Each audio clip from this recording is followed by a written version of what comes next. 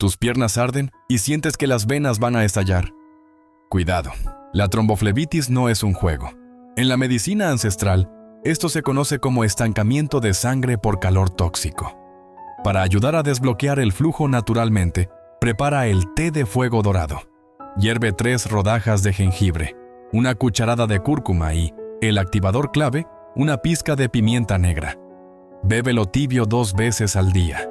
Ahora, la realidad es que para ver cambios profundos, se requiere una disciplina de monje. Para quienes no tienen tiempo de cocinar raíces a diario, existe una alternativa de biotecnología avanzada. Es una fórmula científica diseñada específicamente para modular la acidez y reducir la oxidación en los vasos sanguíneos, activando tus propios antioxidantes maestros, sin tener que preparar nada. Si quieres conocer esta tecnología y recibir la guía completa, comenta la palabra venas y te envío la información ahora mismo.